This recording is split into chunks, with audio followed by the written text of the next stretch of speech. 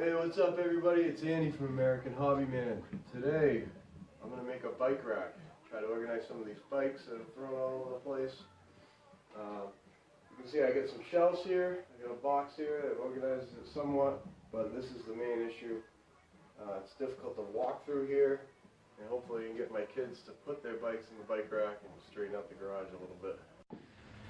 So what I'm going to use is I had a bundle of ballast left over from a job I was working on last week.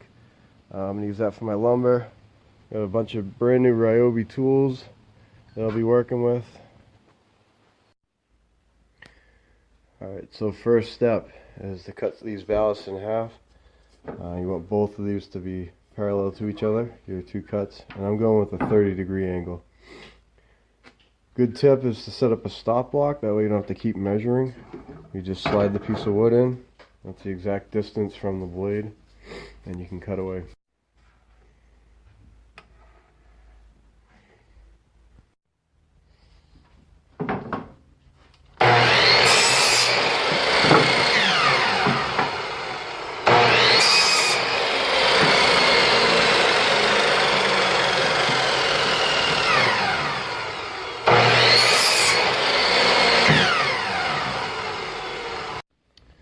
Alright, so I got all my ballast cut. Next what I'm going to do is take some measurements. Looks like I need about 10 inches from bike to bike. So I'm going to work on that measurement. And the space between is about 2.5 inches for the tire to fit in there nice. So I took all 4 bikes out that I'm going to use and just kind of figured out if they'll all fit. So this is what it should look like without the bikes.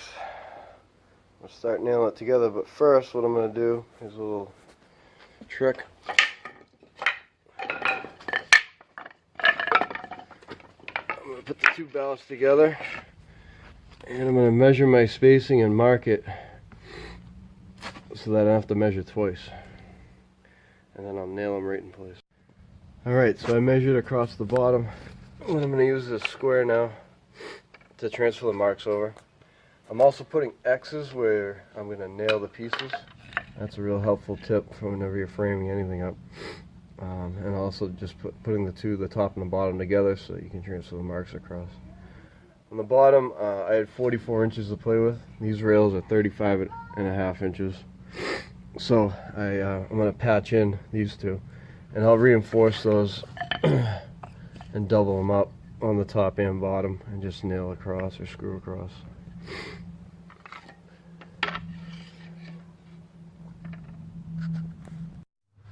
Alright, so now that I got it laid out, I'm going to double up the top and bottom because like I said, the ballasts are a little bit short, 8.5 inch patches on both sides. I'm using my Ryobi Airstrike nail gun. I'm just going to hold and nail down away from myself. You don't want to nail at yourself. And these nails are just going to be kind of a temporary hold. I'm going to screw it in as well. Now it won't shift around on me. I don't know my paint on. Video?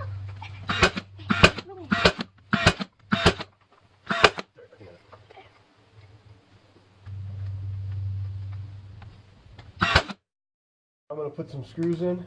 It's important to check the length of the screw. I usually just hold it up to the side. You can see these would have been too long and poked out the bottom. And these are not too short, they're getting into the second piece. And I'm just going to have to put as many as I did with the nails, but just enough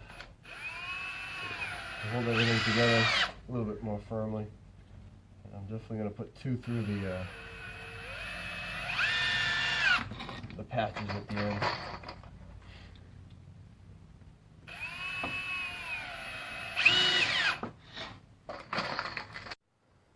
Alright, so here's the finished product. I'll load it up with bikes.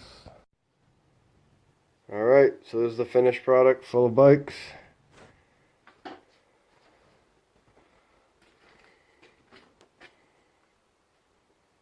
Now I just got to get the boys to put them in there.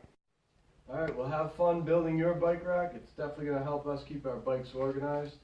And one last shout out to the Cormier Brothers Charters. if you're in the New England area and you want to go out and catch some fish, they're a great bunch of guys, catch a lot of fish, have a lot of fun. Look them up on Facebook, Cormier Brother Charters. See you later. Hey. Hey, D. Hey, guys.